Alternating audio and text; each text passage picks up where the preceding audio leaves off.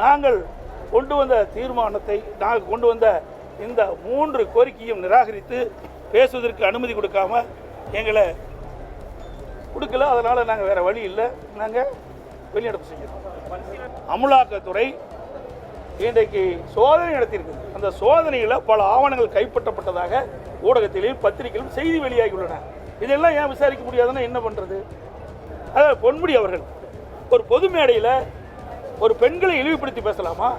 ஆளுகின்ற திராவிட முன்னேற்ற கழக கட்சி வீழ்த்த வேண்டும், இந்த ஆட்சியிலிருந்து அகற்றப்பட வேண்டும் என்ற கருத்து உள்ள கட்சிகளெல்லாம் ஒன்றாக இணைத்து நாங்கள் தேர்தலில் போட்டியிடுவதற்கு நாங்கள் முயற்சி செய்தோம். அந்த முயற்சி முதற்கட்டமாக பாரதிய ஜனதா கட்சி எங்களோடு இணைந்திருக்கிறோம்.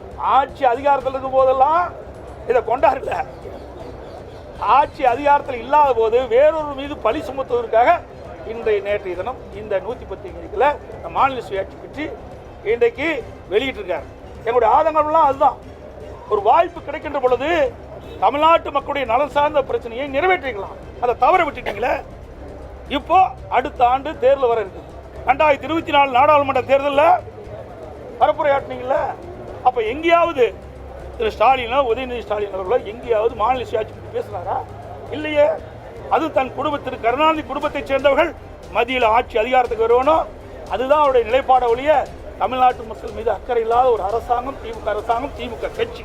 கடந்த 4 நாட்களாக விசைத்தறி, நெசவு தொழிலாளர் கூலி உயர்வு வேண்டும் என்று தொடர்ந்து உண்ணாவிரத போராட்டம் நடத்திட்டு இருக்கிறாங்க.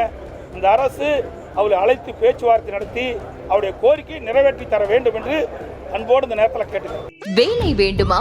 ப்ளூ ஓஷன் இருக்கிறது. 10th 12th டிப்ளமோ டிகிரி படித்தவர்களுக்கு உணவு, தங்குமிடம், இஎஸ்ஐ, PF இன்சூரன்ஸ் உள்ளிட்ட சலுகைகளுடன் அனுபவத்திற்கேற்ற நல்ல சம்பளம் 15,000 முதல் 30,000 வரை. பெண்களுக்கு முன்னுரிமை. 2,000க்கும் மேற்பட்ட வேலை வாய்ப்புகள் உள்ளன. இப்போதே தொடர்பு கொள்ளுங்கள். Blue ocean. அனைத்து ஊடக நண்பர்களுக்கும் பத்திரிகை நண்பர்களுக்கும் காலை வணக்கம். இன்றைய தினம் சட்டமன்றத்தில் சட்டமன்ற பேரவை விதி 72 கீழ் அமைச்சரவையின் மீது நம்பிக்கையின்மையை தெரிவிக்கும் தீர்மானம் அனைத்து இந்திய அண்ணா திராவிட முன்னேற்ற கழகத்தின் சார்பாக நாங்கள் கொண்டு வந்தோம். அது குறித்து அவையில் பேசுவதற்கு சட்டப்பேரவைத் தலைவர் அவர்கள் மறுத்துவிட்டார்கள். அதை கண்டித்து நாங்கள் வெளிநடப்பு செய்திருக்கின்றோம். இதில் குறிப்பிட்டது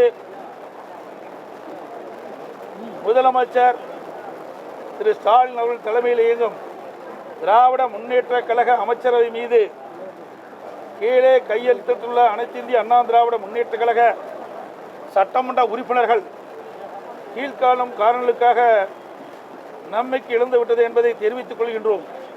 எனவே தமிழ்நாடு சட்டப்பேரவை விதி 72 கீழ் அமைச்சரவையின் மீது நம்பிக்கையின்மையை தெரிவிக்கும் தீர்மானத்தை இன்றே 16/4/2022 கொண்டு வர அனுமதி அளிக்குமாறு மாண்பு பேரவைத் தலைவர் அவரிடத்தில் அவருடைய அறையிலே நாங்கள் கடிதம் கொடுத்தோம்.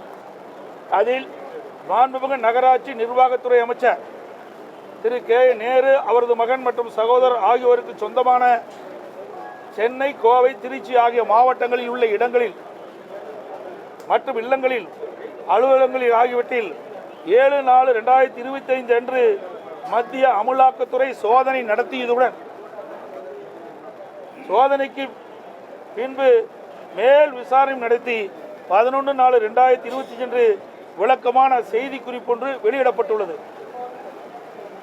அடுத்தது, மாண்புமிகு வனம் மற்றும் காவல்துறை அமைச்சர் திரு கே பொன்முடி அமைச்சராக பதவியேற்கும் பொழுது அளித்த உறுதிமொழியை மீறி இந்து மதத்தை மற்றும் இந்து மதத்தை பற்றியும் பெண்களை பற்றியும் அவர் ஒரு நிகழ்ச்சியில் குறிப்பிட்டது அவதூறாக பேசியதால் அமைச்சர் பதவியேற்கும் பொழுது அவர் ஏற்ற உறுதிமொழியை மீறிய செயலாகும். அடுத்தது, மின்சாரம், மதுவிலக்கு மற்றும் ஆயத்துறை அமைச்சர் திரு வி செந்தில் பாலாஜி அவர்கள் துறையான டாஸ்மாக் நிறுவனம் மற்றும் கடைகள், தனியார் மதுபான ஆலைகள் மத்திய அமலாக்கத்துறை 6/3/2025 அன்று சோதனை நடத்தினார்கள். முதற்கட்டமாக சுமார் 1000 கோடி ரூபாய்க்கு மேல் முறைகேடுகள் நடந்துள்ளதாக அமலாக்கத்துறை செய்தி வெளியிடப்பட்டுள்ளன.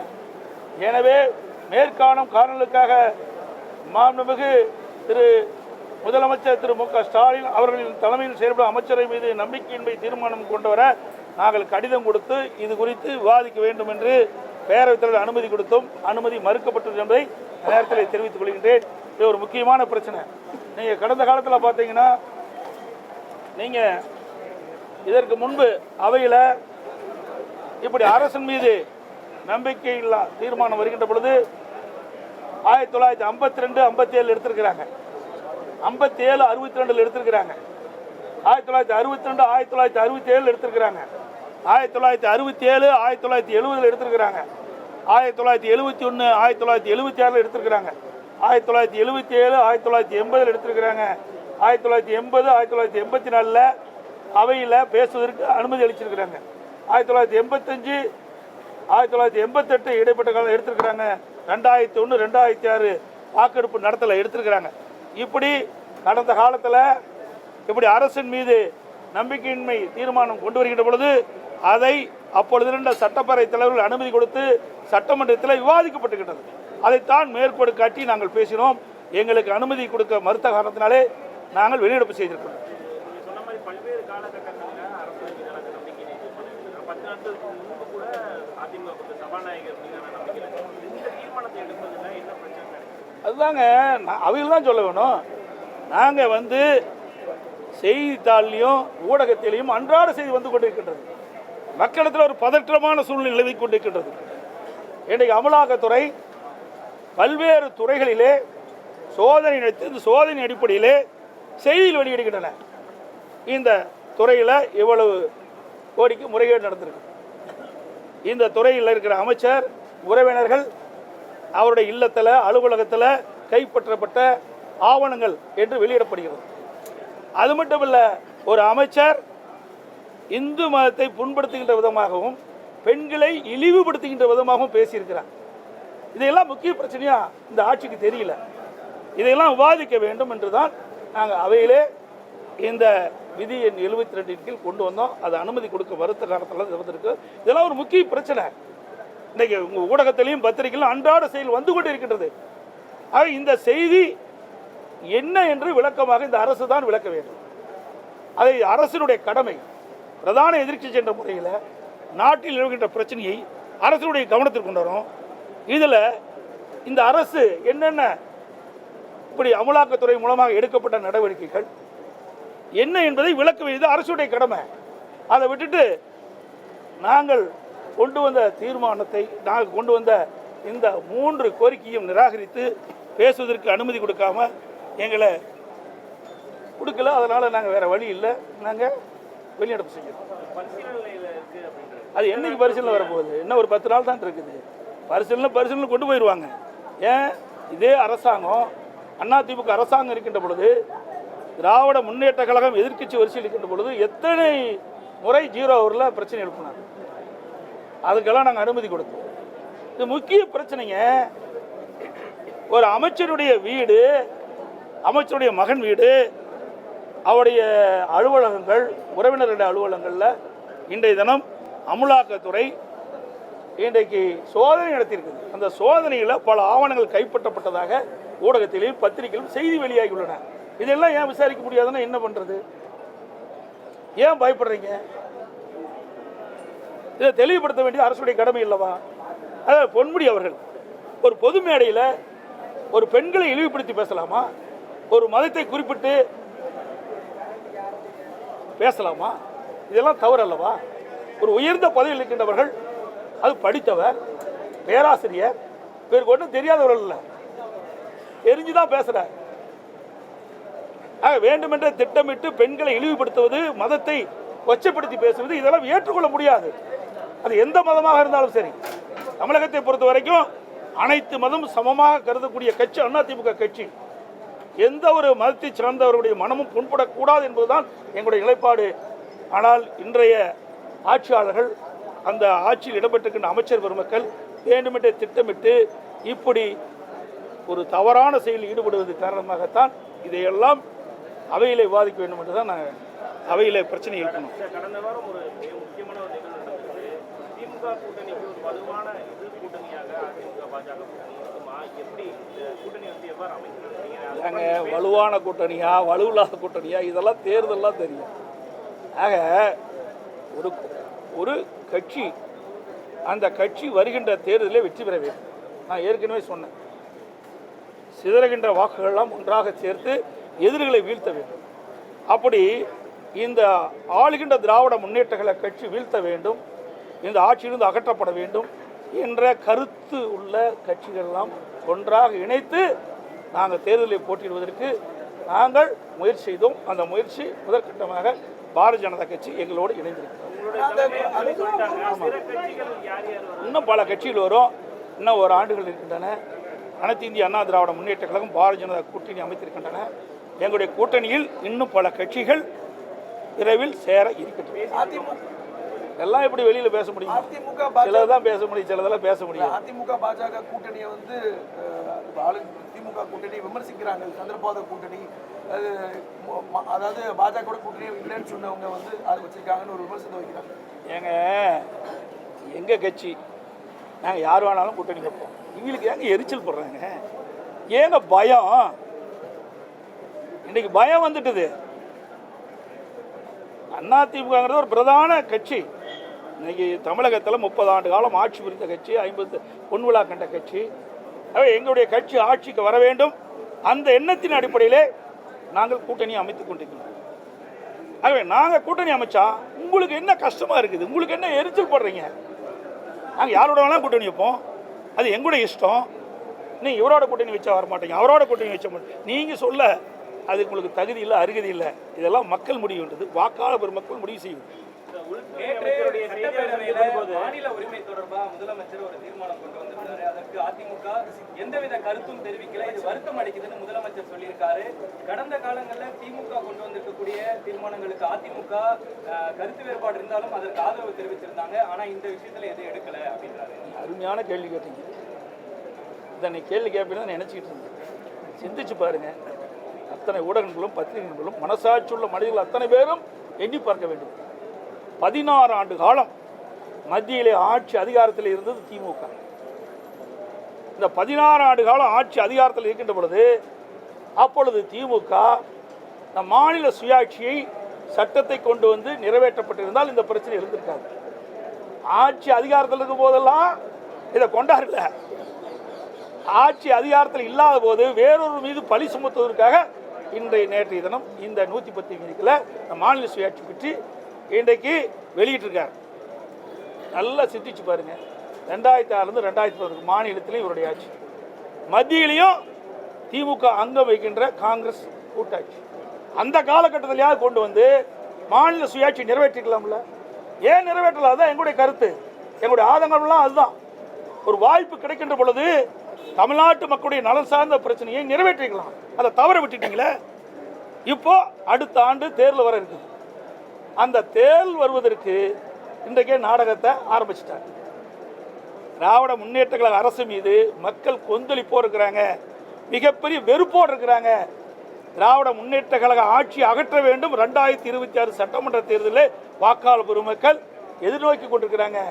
அதை மடைமாற்றுவதற்காக, அதை திசை திருப்புவதற்காக இன்றைக்கு மாநில சுயாட்சி என்ற ஒரு நாடகத்தை நேற்றைய தினம் அரங்கேற்றிருக்கிறார். உண்மையிலேயே இவருக்கு மனசாட்சி இருந்தால் மத்தியில் ஆட்சி அதிகாரம் இருக்கும்போது ஏன் நீங்க நிறைவேற்றல? ரகுபதி நேற்று பேசுறார் அக்கறையிலேன்னு. நீ மத்திய மந்திரியா இருந்தீங்களா? ரகுபதி அவர்களே மத்திய மந்திரியா இருந்தீங்களா? வேட்டி மாற்றி கட்டிட்டு போனாலும் பரவாயில்ல, அதை பற்றி நாங்கள் கவலைப்படல. என்ன நீ எந்த கட்சிக்கு வேணாலும் போவா. ஏன்னா அதிமுக என்ற இரவு பகல் வராமல் தொண்டர்கள் உழைத்து ரத்தத்தை வீரையா சிந்தி அவரை எம்எல்ஏ ஆக்கி மந்திரி ஆக்குனது அதிமுக. நாட்டிற்கு அடையாளம் காட்டப்பட்டது, ரகுபதி அவர்களுக்கு அடையாளம் காட்டப்பட்டது அதிமுக. அதிமுக தான் கட்சி தான். அன்றைய இதெல்லாம் பெரும்பான்மையான சட்டமன்ற உறுப்பினரோடு அமைச்சரை அமைக்கப்பட்டு அதில் இடம்பெற்றவர் திரு ரகுபதி அவர்கள். அதையெல்லாம் மறந்து தன்னுடைய சுய லாபத்திற்காக அடிமையாக போய் வேலை செஞ்சுட்டு இருக்காரு. ஏன் நீ மந்திரியா இருக்கும்போது செய்யப்படாத? மாநில சுயாட்சி உங்களுக்கு தெரியலையா? இப்போதான் அதிமுக அக்கறை இல்லையா? எப்படி கண்டுபிடிச்சிட்ட? பச்சோந்தி இப்படிலாம் நாட்டில் எப்படித்த மக்கள்லாம் இருக்கிறாங்கன்னு எனக்கு தெரியல. அது மட்டும் இல்லை, இந்தியா கூட்டணின்னு அமைச்சாங்க 2024 நாடாளுமன்ற தேர்தலின் போது. இந்தியா கூட்டணி குறைந்தபட்ச செயல் திட்டத்தில் கூட மாநில சுயாட்சி அப்போ இடம்பெற்றுக்கலாம்ல. ஒரு இந்தியா கூட்டணி என்ற போது ஆட்சிக்கு வந்தால் மாநில சுயாட்சியை சட்டத்தை கொண்டு வந்து நிறைவேற்றப்படும் என்று ஏன் நீங்கள் அஜிதாவில் கொண்டாடல? 2024 நாடாளுமன்ற தேர்தலில் பரப்புரையாட்டினீங்கள. அப்போ எங்கேயாவது திரு ஸ்டாலினோ உதயநிதி ஸ்டாலின் அவர்களோ எங்கேயாவது மாநில சுயாட்சி பற்றி பேசுனாரா? இல்லையே. எல்லாம் சுய லாபத்திற்காக மத்தியில் ஆட்சி அதிகாரம் கிடைக்க வேணும். அது தன் குடும்பத்திற்கு, கருணாநிதி குடும்பத்தைச் சேர்ந்தவர்கள் மத்தியில் ஆட்சி அதிகாரத்துக்கு வரணும். அதுதான் அவருடைய நிலைப்பாட ஒழிய தமிழ்நாட்டு மக்கள் மீது அக்கறை இல்லாத ஒரு அரசாங்கம் திமுக அரசாங்கம், திமுக கட்சி. அன்னைக்கு நடந்த ரெண்டு அதிமுக பாஜக கூட்டணி அரசுன்னு சொல்லி அவங்க கூட்டணி அரசுன்னு சொல்லவே இல்லை. நீங்கள் தப்பாக புரிஞ்சுக்கிட்டு ஏதோ வித்தியெல்லாம் காட்டுறீங்க. தயவு செய்து இந்த வித்தியெல்லாம் விட்டுருங்க. கூட்டணி அரசு அதாவது அனைத்து இந்திய அண்ணா திராவிட முன்னேற்ற கழகம், பாரதிய ஜனதா கூட்டணி ஆட்சி புரிஞ்சுக்கங்க. அரசுல பங்கு இல்லைன்றது ஏங்க திருப்பி அதுக்குள்ள வர ஏதாவது விறுவிறுப்பான செய்தி உங்களுக்கு வேணும், எங்கிட்ட இருந்து புடுங்க வேணும். அப்படிலாம் அவர் சொல்லவே இல்லை. திருப்பியும் சொன்னார், டெல்லிக்கு மாண்புமிகு பிரதமர் மோடி அவர்கள் தமிழ்நாட்டுக்கு என்னுடைய பெயரை சொல்லி சொன்னார். இதிலிருந்து நீங்கள் புரிஞ்சுக்க வேண்டியதானே. இதிலிருந்து ஏதாவதோ அதில் கண்டுபிடிச்சி விஞ்ஞான மூளையெல்லாம் பயன்படுத்தி கண்டுபிடிக்கிற வேலையில் விட்டுருங்க. அதெல்லாம் நாங்கள் பார்த்துக்கிறோம். அனைத்து ஊடகங்களுக்கும் பத்திரிகைகளுக்கும் வணக்கம், நன்றி.